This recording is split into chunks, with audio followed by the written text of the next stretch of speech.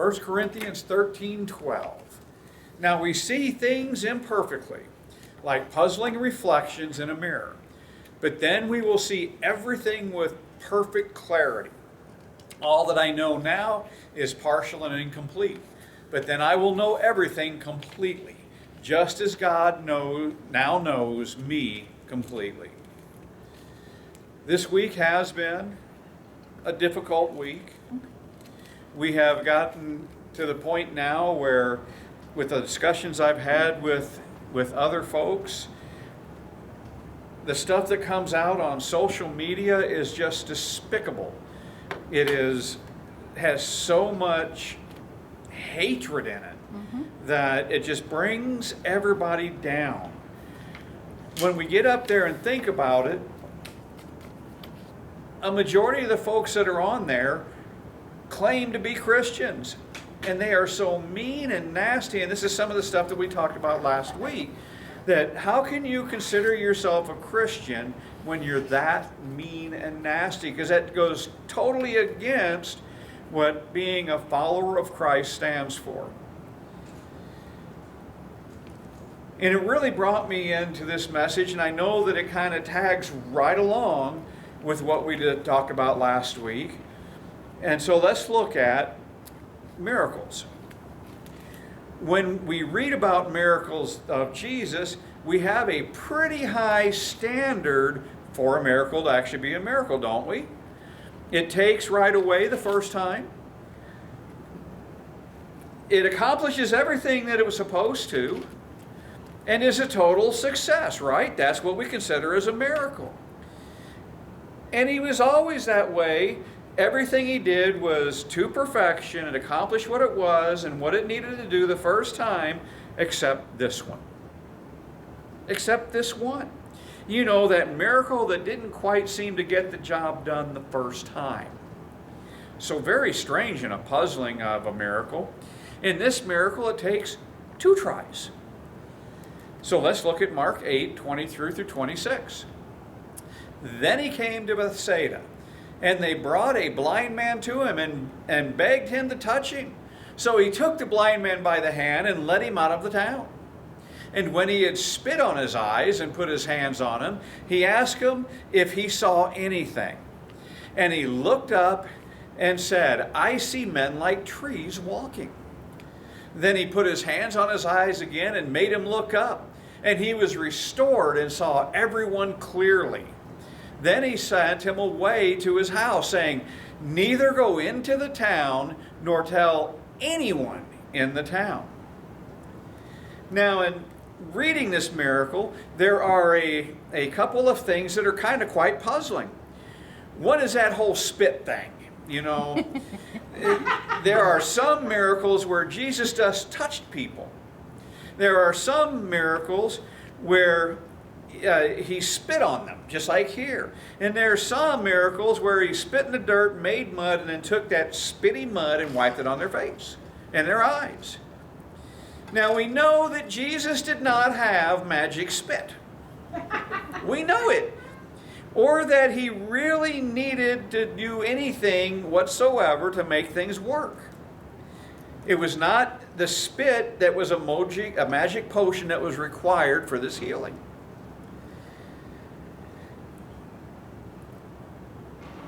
We know that sometimes he just spoke a word when he was miles and miles away from the person that asked for a specific type of healing.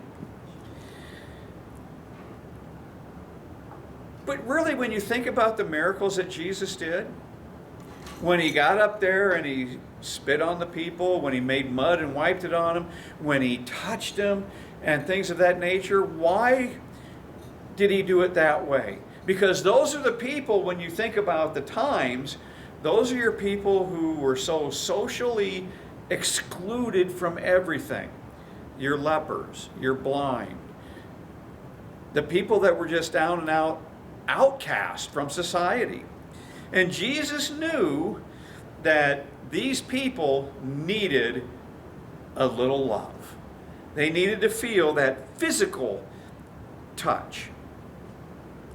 So see, the other thing that really makes you wonder about this is before Jesus did the miracle, he grabbed the man and took him out of the town. Took him out in the country. And when he healed him, he said, don't go home, or go home. Don't go in the village and tell anybody. Don't do it. Just go straight home. And this is consistent. It's really consistent with something that Jesus often does in the book of Mark. Every time he heals, he's like, shh, don't tell anybody. Don't do it, please. He's always going around saying, don't tell. Be thankful, but don't tell. You find that Jesus healing someone of leprosy, and he says, I'm giving you strict orders not to tell anybody. When he raised a little girl from the dead, and he tells the 3 disciples that were with him and her parents, don't tell anybody about this. He heals the man who is deaf and can't speak, giving him the ability to speak, and then he goes, yeah, you can talk now, but don't tell anybody. It almost seems like it's kind of cruel, don't you think?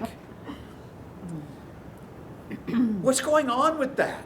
Why is it that we keep hearing Jesus tell people, don't tell anybody?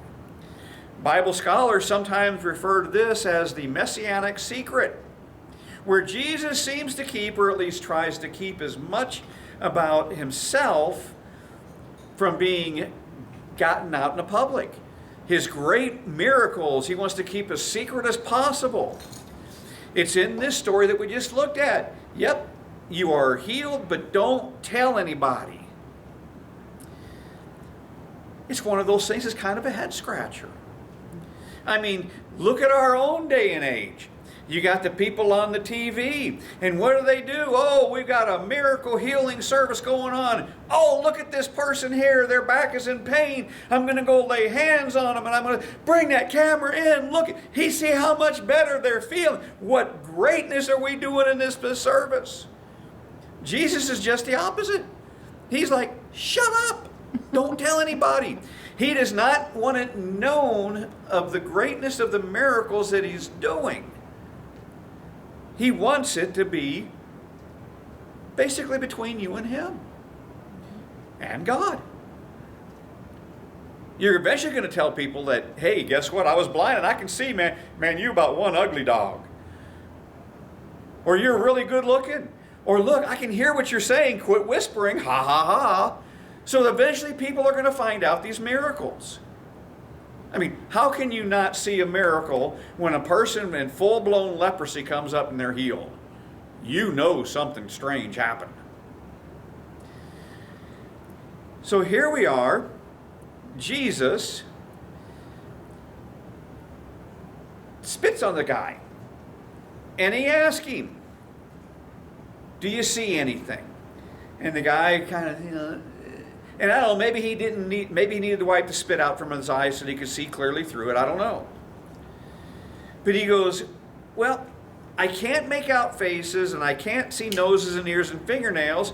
I'm pretty sure they're people, but they look just like tall, skinny trees.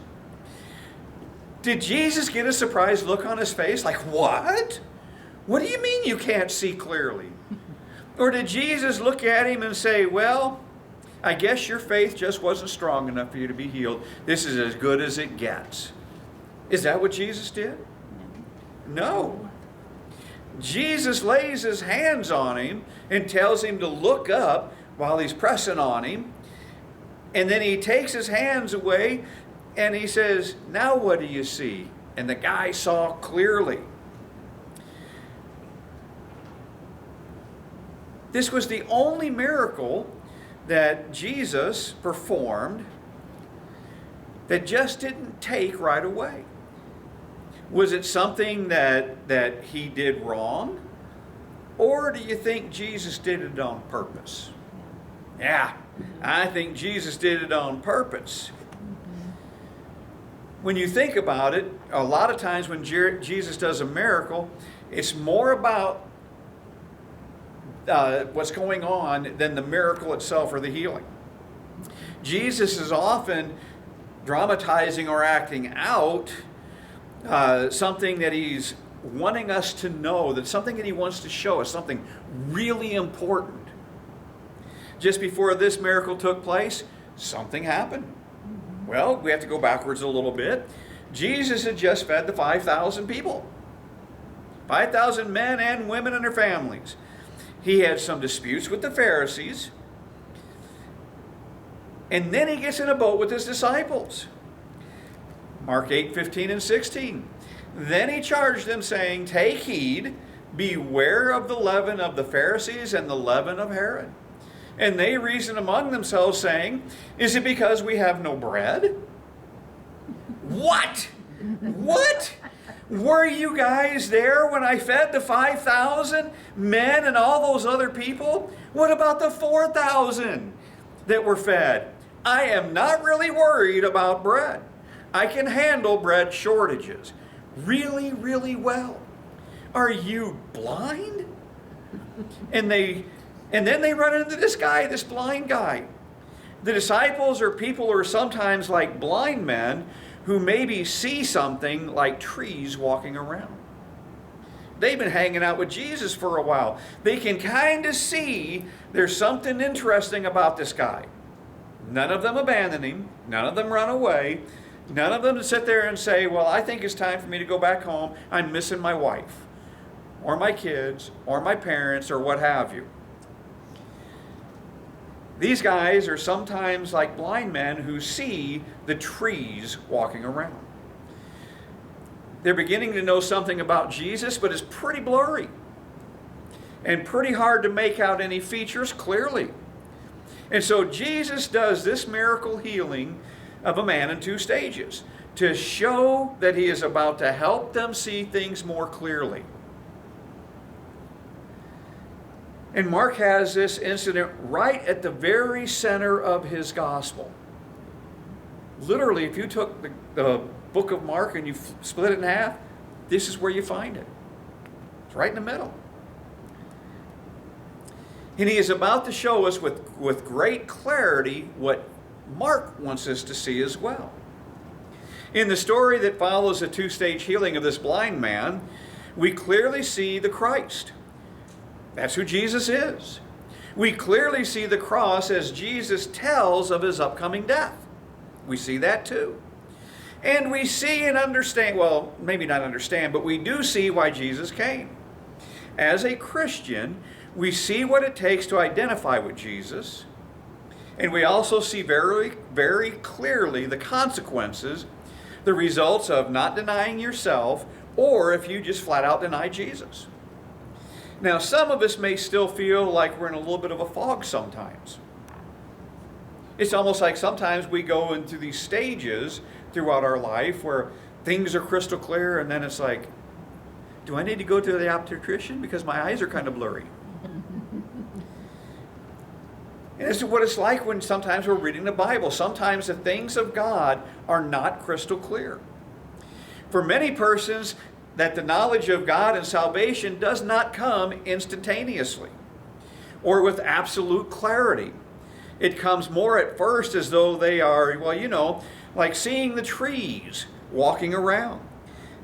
Now, we aren't totally blind anymore, right? We sense that there's something special about Jesus. We're aware that there's a God of some sort out there and that he's up to something, but it's not always easy to get it clear. The disciples were, in our minds, pretty dim-witted, weren't they? They didn't grasp a lot of stuff. Yeah. And they stay that way until after Christ is crucified, resurrected, and ascended. They stay that way. Well, we're not entirely free of that problem ourselves yet. We did not have the opportunity to walk with Jesus, to watch him get crucified, to watch him rise, to watch him ascend. It's a great comfort to know that Jesus helps us to see more clearly, though, even though we weren't there, because we do have the Bible. We are shown, when we read it, the truth about it. The first thing that we see more clearly in the center of the Gospel of Mark is we see who Jesus is. Mark 8:27 through 30. Now, Jesus and his disciples went out to the towns of Caesarea Philippi. And on the road, he asked his disciples, saying to them, "Who do men say that I am?" So they answered, "Well, John the Baptist, but some say Elijah, and others one of the prophets." And he said to them, "But who do you say that I am?" And Peter answered and said to him, "You are the Christ." Then he strictly warned them that they should not tell anyone about him. There again, there's that messianic secret. You finally got it clear. We know you're the Christ. We know you're the Messiah. Yes, you see clearly, but shh, don't tell anybody.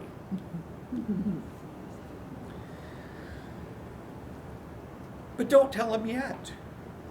You see this crystal clear, but I don't want anybody to know. Now, what Jesus does want, however, is for his own disciples to understand by now who he is. He wants his disciples, his strict following, to know exactly who he is and who the Christ is. And the whole Gospel of Mark has been leading up to this very point. Now, Mark shows us Jesus through the eyes of various people. Do a whole bunch of them. The people who encounter him on an everyday life. You get the people that say, "What is this? Is this some new teaching and something with authority? Who is this? Who's this guy that commands unclean spirits and they obey him? Who is this that even the wind and the waves obey him? Who is this dude? Who is it that he can tell the storm to be quiet and it quits?" So you get these questions. Well, what's going on? Who in the world is this? Now, Mark, he's not a very subtle author. He's really not. He tells us who Jesus is in the very beginning of his book, Mark 1:1, the beginning of the gospel of Jesus Christ, the Son of God. He flat out tells you Jesus Christ is the Son of God. He doesn't wait for the great big reveal at the end. He tells us up front who he's talking about. I am telling you about the Son of God. And for those of you that miss that, though, he uses the questions of others to show us just who Jesus is. Believe it or not, these same questions are a lot of the same questions that we still hear today.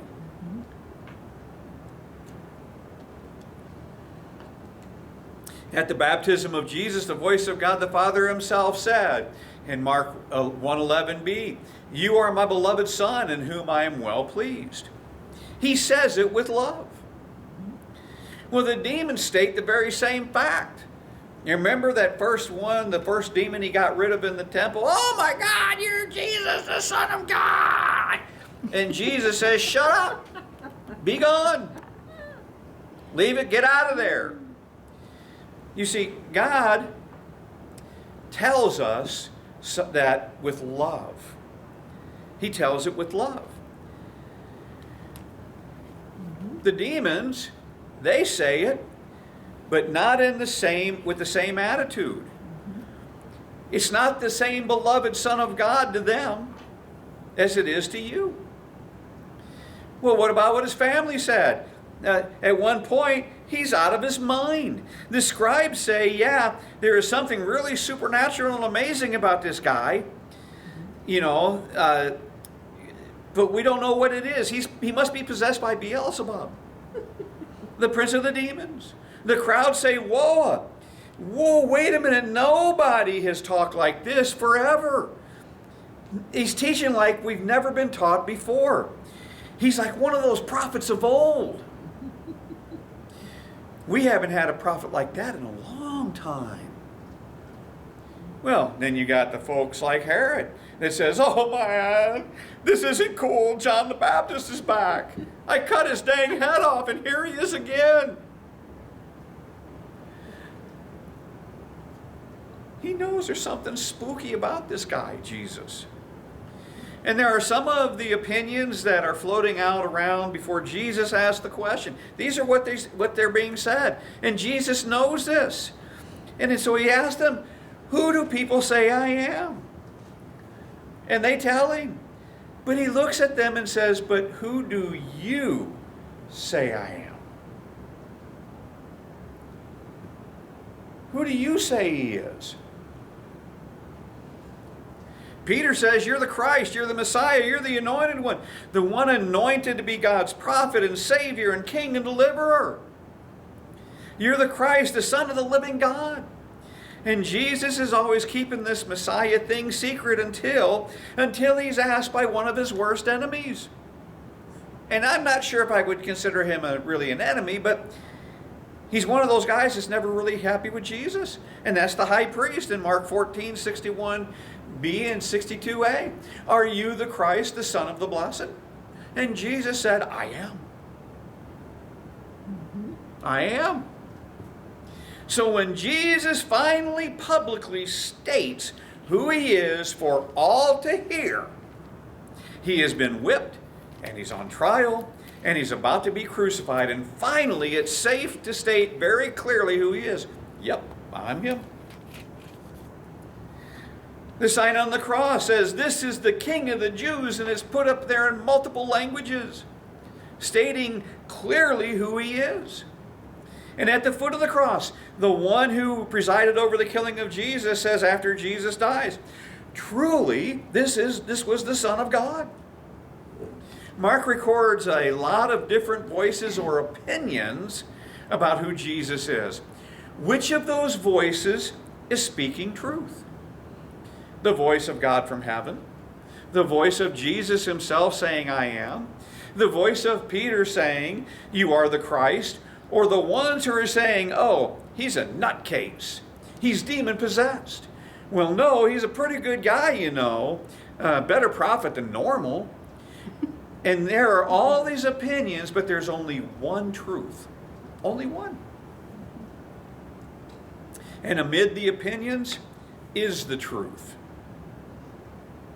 You are the Christ, the Son of the living God. And we live in an age where there are lots of different opinions. Isn't there? There seems to be no firm truth anymore when you talk to a lot of folks in the world. We got to, you know, I have to say it, and if she listens to this message, and so be it, great. I'm happy for her. To sit in our house and we're playing Exploding Kittens. And we got to talking about the stuff that was taking place this last week. And Amy made the statement of, the valley is so unhappy because they don't have God. That's right. And my daughter says, well, I'm pretty happy. I'm pretty happy. And I don't go to church. Yeah. And Amy said, well, you don't have to go to church to be a Christian. And it was just like instant grin, and it was like, it was a discussion I was waiting to start having, like the WWE throwdown, title battle, and it was just like they just all shut up. My daughter just clammed up. Her significant other clammed up, and we went on about our business. They weren't ready for that. No. They are not ready to admit that Jesus Christ is the Son of God. Just because you go to church, it doesn't mean you're a Christian. Yeah. He's just this great prophet, or this really cool dude. He may be demon-possessed. We don't know.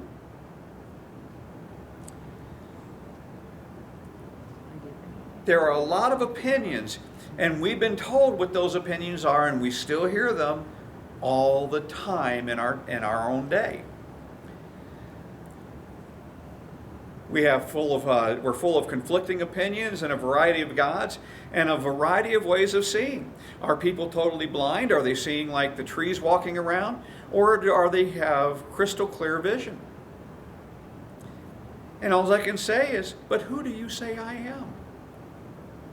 Who do you say I am? Have you got it clear in your mind yet who I am? And when Peter says you are the Christ, then Jesus acknowledges that he is. And it's definitely a revelation of God that helps Peter to see this much.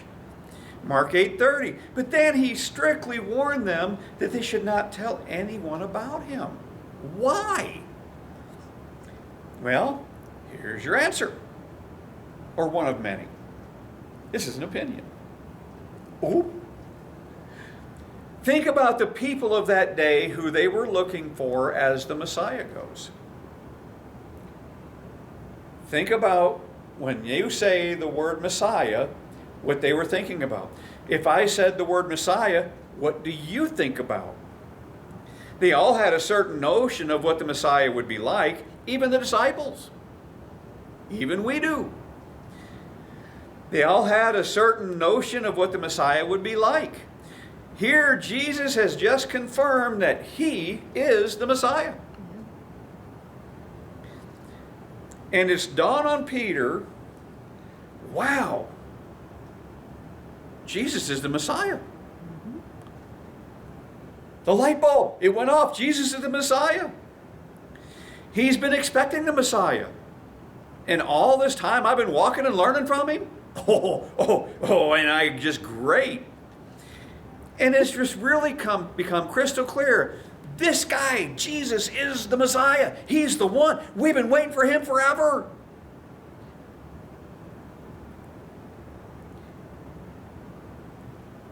But he does not understand. He does not understand what's involved in being the Messiah or a Messiah.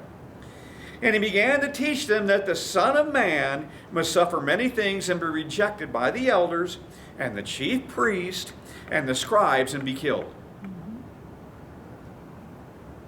Hey, Peter, this is part of the job of Messiah. And after 3 days, I'm going to rise again. And he says this plainly. Says it plainly. Wrong way. Mark 8, 32b through 33. Then Peter took him aside and began to rebuke him. Jesus, what the heck do you think you're doing? But when he had turned around and looked at his disciples, he rebuked Peter, saying, "Get behind me, Satan. For you are not mindful of the things of God, but the things of men." Peter rebukes Jesus. Think about that for a minute. He rebukes him and he says, "You are the Christ, the Son of the living God. And now I've got a few things I'd like to straighten out with you."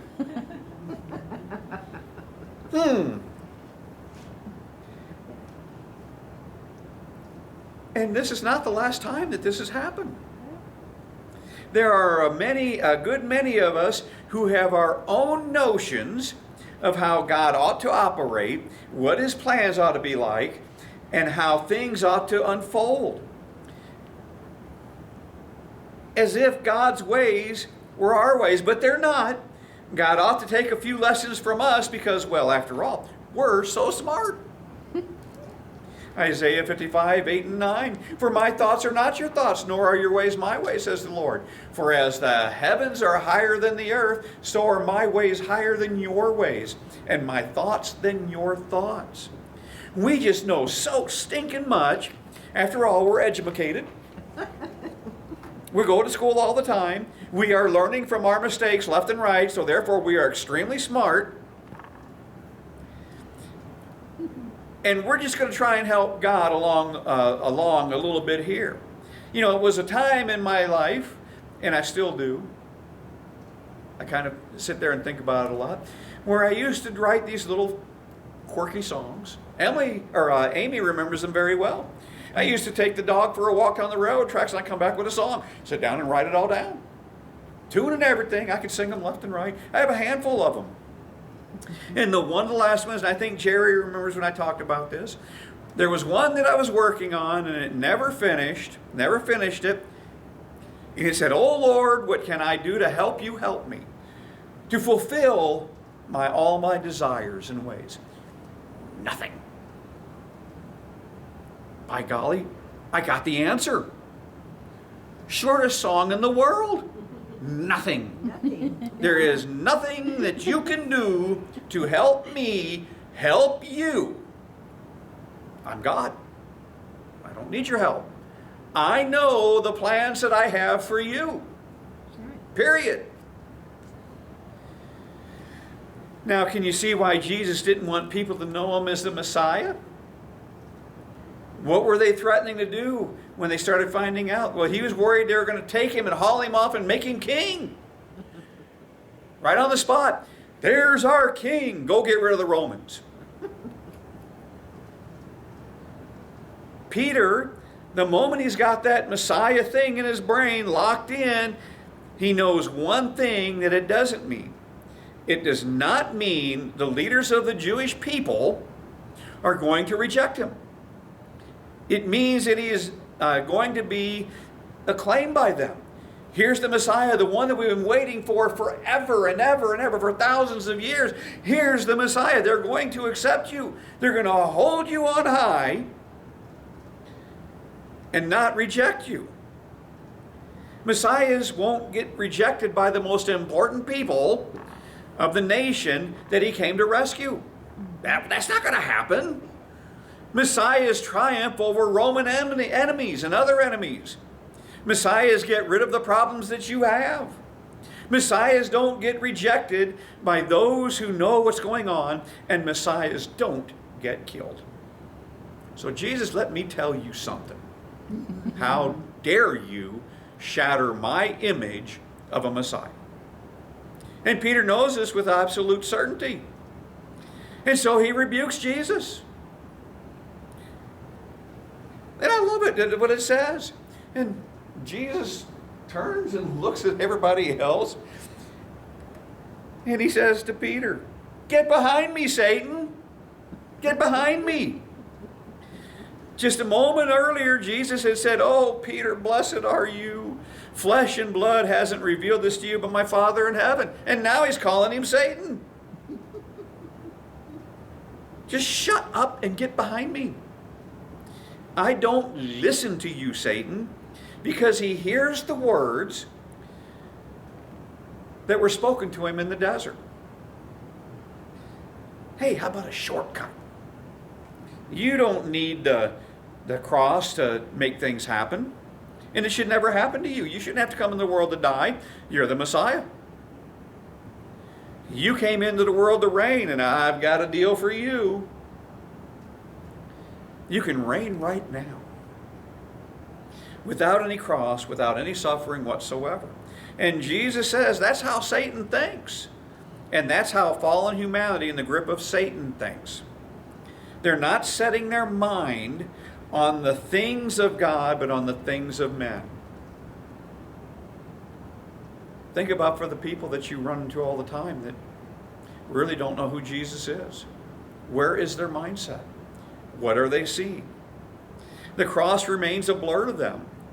Even after Jesus tells them about the cross, the disciples tells them about the cross, it's a blur to them. They went from seeing crystal clear to,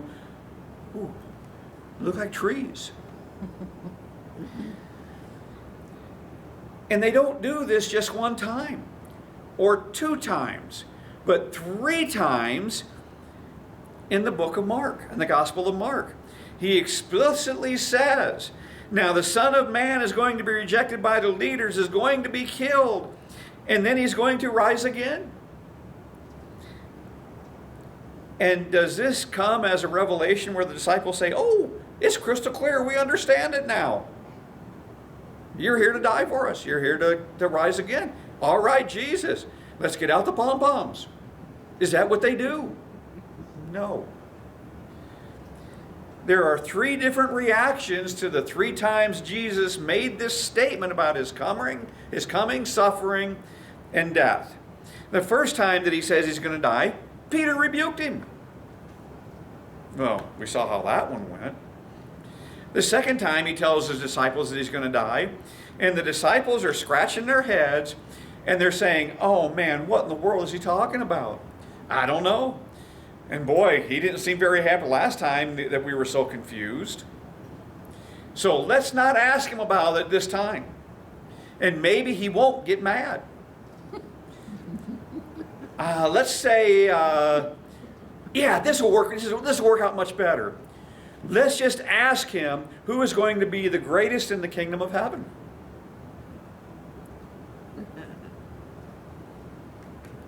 Well, that's an excellent reaction to the revelation that the Son of God is going to die. Yeah. Who's going to be the greatest in heaven? You kind of wonder if Jesus is like going, huh? And then there's a third time. Now I'm going to suffer and die and then rise again. And the intellectual reaction to this was that his other two closest friends, not Peter, but James and John, came up and say, Lord, you think you can reserve a throne for us on the east side of you? We don't want to hear about you, dying and that. We don't want to hear about that. Do these guys not have their hearing aids on? No. He says, I'm going to die, and they say, we'd like to be on the thrones on either side of you. The cross is just a total blur. Jesus can say it over and over and over, and it still just does not quite sink in. And when it finally does, when it finally catches them, then they can see it, it takes them totally off guard.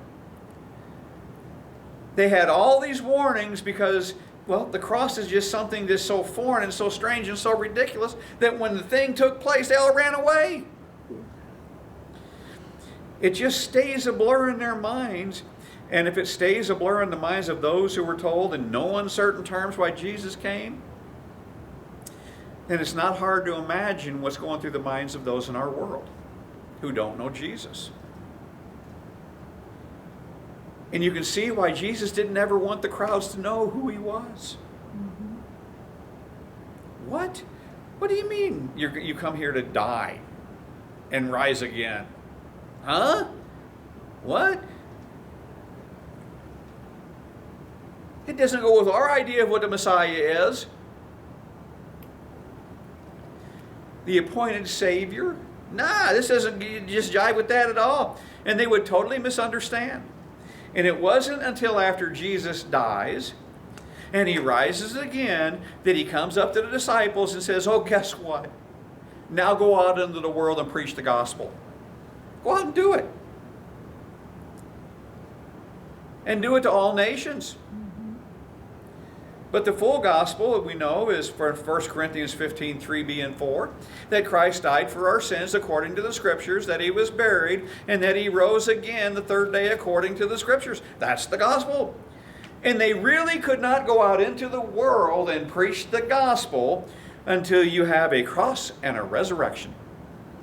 I mean, after all, what would the gospel be? Well, yep, Christ came and died for our sins. Yep, he's dead. What? That's the gospel? Well, that's all the story I have right now. They had to wait till the whole thing took place in order to be able to go out into the world and say, yep, here is the gospel. All too often, people want a Christ without a cross. And you might say, well, that is, this is history. This is the history, and it's impossible to make that mistake. Now, we know what happened. We can see why Peter and these other guys blew it, because they were only partway through the story. They didn't have the rest of the story that Paul Harvey would have given them.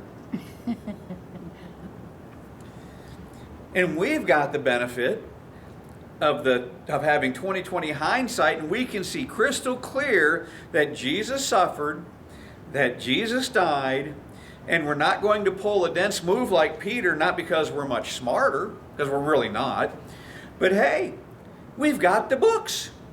We've got the books. We know what happened. Remember the examples from last week of the people that even though they have the books, they still don't get what happened?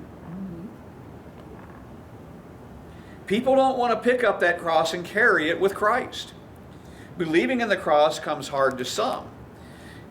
But then to be willing to carry that cross when you semi-comprehend what it is becomes extremely hard.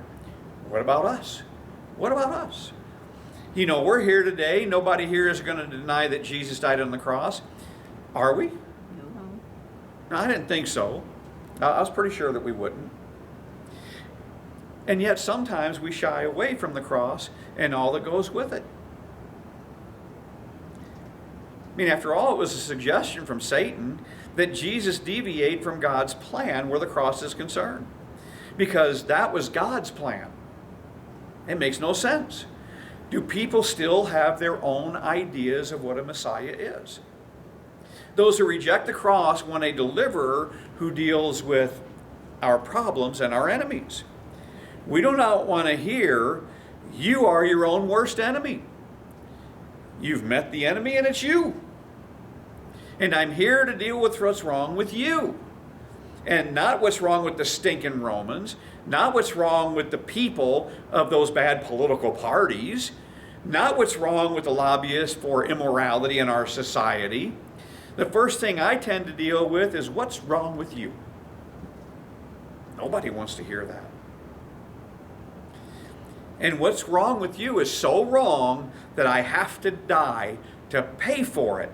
You are a mess. Well, that was just stinking inspiring, wasn't it? And that's what many people, and that's why many people have an allergic reaction to the cross of Jesus. That he would have to die for us. That something so awful would happen to the one that we might identify as our leader. So the cross and its meaning continue to remain a blur. But Jesus fixes that. Then we begin to see why he died as our substitute, as the one who takes our penalty and punishment on himself. We want to see more clearly. Clearly means who Jesus is and the cross, which is why Jesus came. And then Jesus goes on to show us clearly what it takes to identify with him. And the results of denying self and the consequences of not doing so, along with denying Jesus. Mark 8:34. When he had called the people to himself with the disciples also, he said to them, whoever desires to come after me, let him deny himself and take up his cross and follow me. A couple of statements about that. If you understand the cross and the Bible's teaching about the cross, you understand that Jesus is our substitute. He is the propitiation for us all. That he died for us, completing what we could not do for ourselves. He died a death in our place and suffered the wrath of God. And we know what God's wrath is like. Why? We read about it in the Bible. The whole world was flooded. Sodom and Gomorrah was destroyed. I mean, we know what God's wrath, what it can be like. We may not know exactly what it is because we don't have that experience. But he did this so that we would not have to suffer the wrath of God. He is our substitute. He is our Savior. But these words of Jesus tell us that he is not only our substitute, not only our Savior, but he's also our leader, our pioneer, our model. And so when he takes up the cross, he is not just doing something instead of us. He is calling us to do the same. Pick up your cross. Follow me.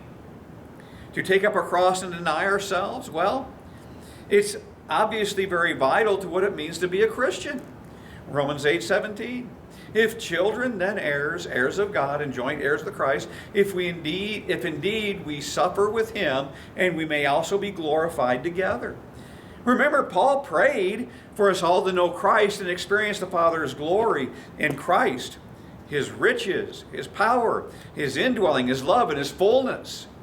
Paul says, I want to know Christ and the power of his resurrection and the fellowship and share of his sufferings.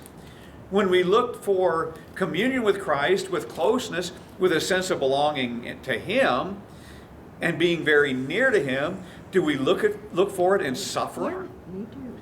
In the fellowship of sharing in his sufferings? That's not the kind of fellowship we were hoping for. We were hoping for the kind of fellowship of the warm, fuzzy variety, where we're feeling really close to him, and he's just blessing our hearts out with joy and peace and satisfaction. That would make things easy, but that's not what we are called to strive for. We are to deny ourselves. To deny yourself means to deny your sinful self, saying, I don't want to be wallowing in sin anymore. I don't want that guilt anymore. I want a new self. I want to see a new me. But now to pause, just at this point, the moment that we want a new self, what does the Bible speak of?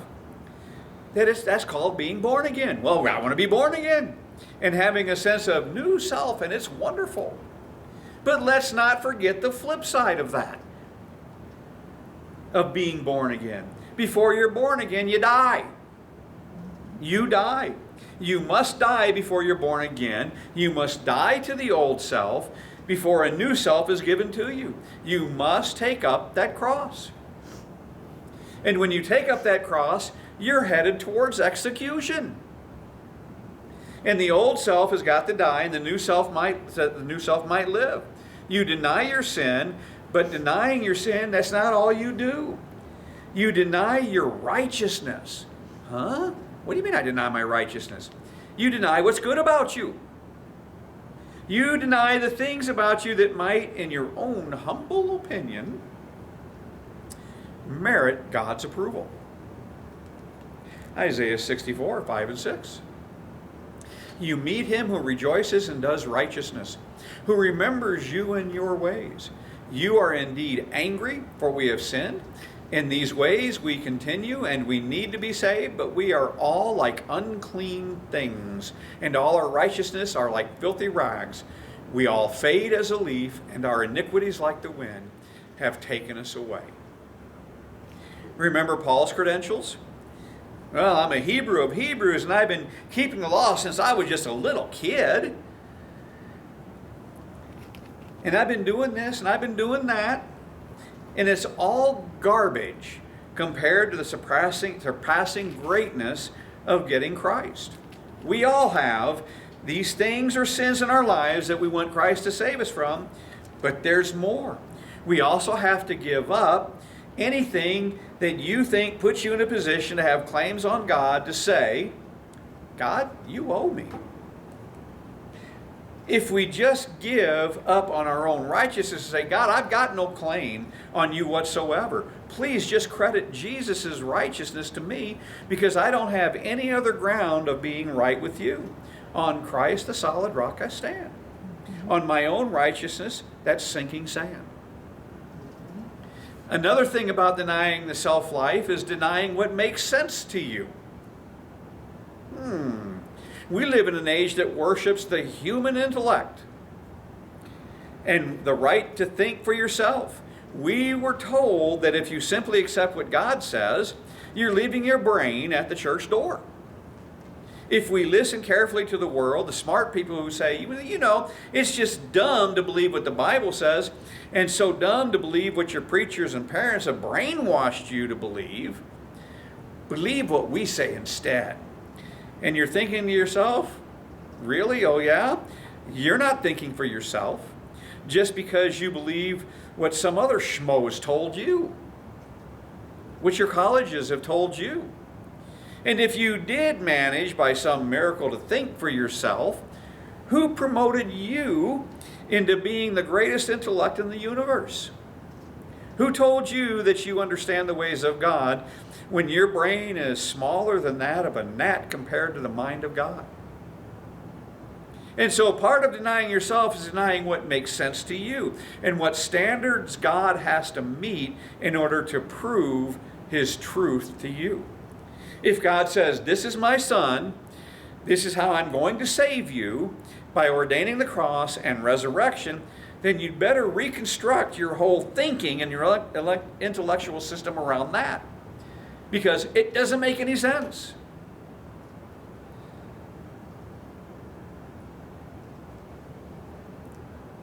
Quit arguing and defending a losing battle. You can't save yourself. God has revealed himself in Jesus. I'm going to deny what makes sense of my natural mind and listen to the mind of God.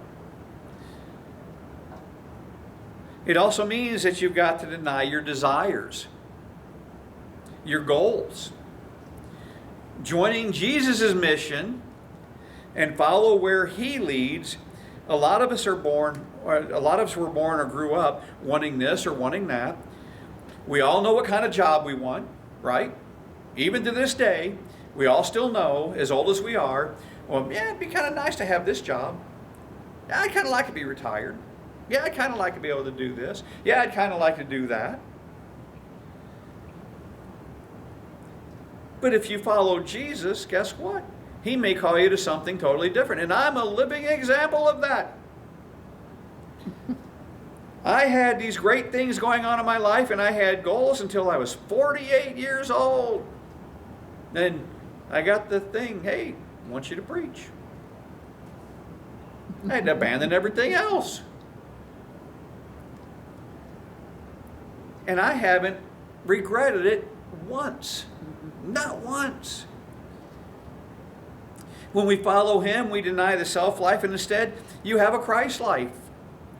Which of those two is better to have? Your own life or a Christ life? You can't have both at the same time. They conflict, they fight. If you want self on the throne, then you will get what self can do. How powerful are you? Not very.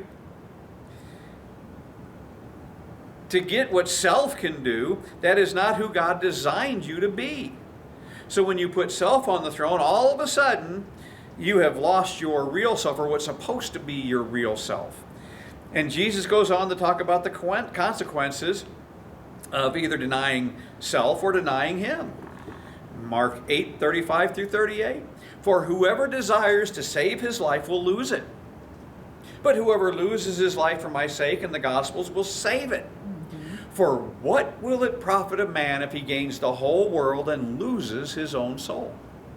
Or what will a man give in exchange for his soul? For whoever is ashamed of me and my words in this adulterous and sinful generation, of him the Son of Man will also be ashamed when he comes into the glory of his Father with the holy angels. Let me ask you two questions.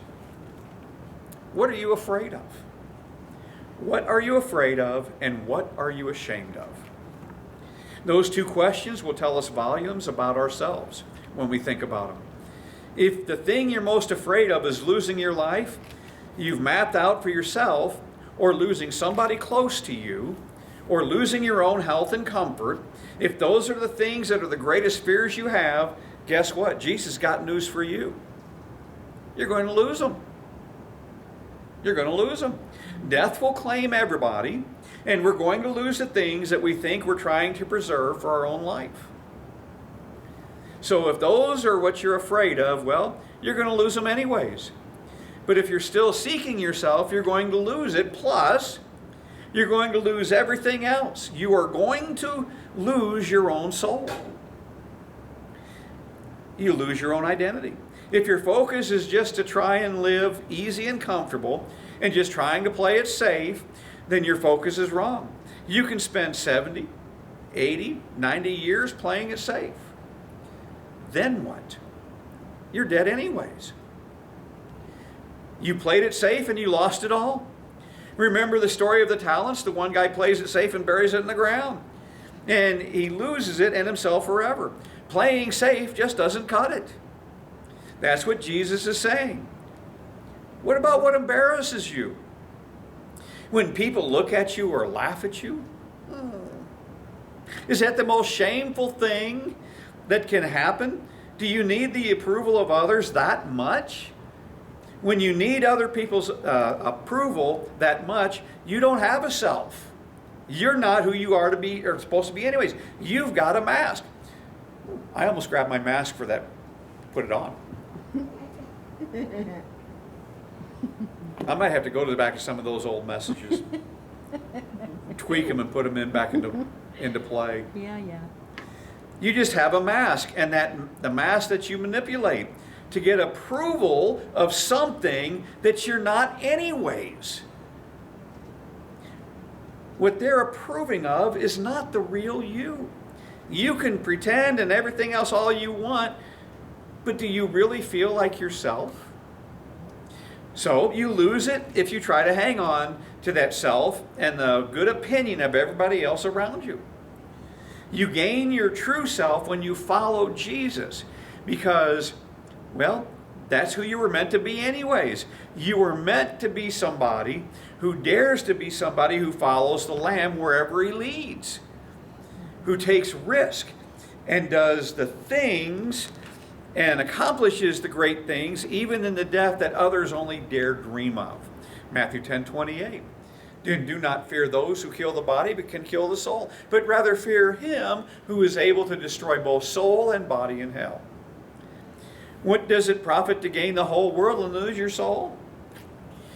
If you're like the rich farmer who laid up all the wealth for himself and says, early retirement, eat, drink, and be merry. And God says, you fool, tonight your soul is required of you.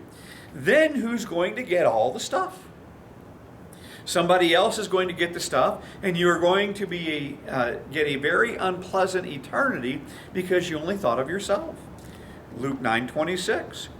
For whoever is ashamed of me and my words, of him the Son of Man will be ashamed when he comes in his own glory and his Father's and the holy angels. Do you want this wicked and adulterous generation to be the measuring stick of what you want to be embarrassed about? A lot of us are really concerned about the opinions of others. Why worry about the opinion of a wicked and adulterous generation? Would you rather have the Son of Man and the Son of God say on the day of judgment, Matthew 7:23b, I never knew you, depart from me, you who practice lawlessness? You want to identify with the wicked and adulterous generation? You may go with them. Those are what Jesus says are the consequences. Well, we're not just looking at trees walking around anymore, are we? It's just not long, fuzzy blobs. Clarity calls for a decision, not for meandering around in a fog. The Christ, the Son of the living God, who came to die in our place and to save us, and who calls us to walk the path of the cross and warns of the eternal consequences if we choose self over the cross. That is the gospel in its clarity. But having said all that, let me just add in one more thing here. The comfort, if your sight is still kind of blurry, if you're still a little bit like Peter, James, and John, and you're blundering along, there's good news. There's good news. If Jesus has laid his hands upon you, if a little bit of his spirit is on you, or a little bit of his spit is on you, Philippians 1:6b, if you're starting to see who has begun a good work in you will complete it until the day of Jesus Christ, if you're starting to see a little bit of this, and you deny him, he will deny you on the final day. But don't forget, Peter denied him and was not denied on the final day. Because Peter's denial of Jesus was wrong, but it was not final. When he heard the rooster crow, the tears began to run from his eyes and he repented. And Jesus restored him. And later on, Peter, being Peter, made a grievous blunder when he was acting as though the gospel was not by grace. And he was separating himself from other people so that he could have the approval of the wicked and adulterous generation. He wanted to be like the old guys, like he used to be. And Paul got up and rebuked him. Oh! Peter's used to being rebuked. He got up in his face and went after him. And what did Peter do? He repented. You're right. And Peter went on to write in 1 Peter 3:18a, for Christ also suffered once for sins, for the just, the unjust, that he might bring us to God. He calls us to suffer that we might follow in his steps. And Peter literally went to the cross and died on a cross in loyalty to his Savior. The comfort is, even though you're blundering, even though your eyes are blurry, if you're in the hand of Christ and in the company of Christ, you will not fall or you will not fail. If you look to him, there will be many things you do not understand, but understand this: he never lets go of those who are his own. John 10:28 through 30. And I give them eternal life, and they shall never perish, neither shall anyone snatch them out of my hand. My Father, who has given them to me, is greater than all, and no one is able to snatch them out of my Father's hand. I and my Father are one. Don't let that comfort soften what you understand about the consequences which are final and terrible of those who reject Christ and reject his cross. But for those who see somewhat dimly but see, and who follow him imperfectly but follow, the end is perfect light, perfect seeing face to face, and glory forever. Let's go to prayer. Heavenly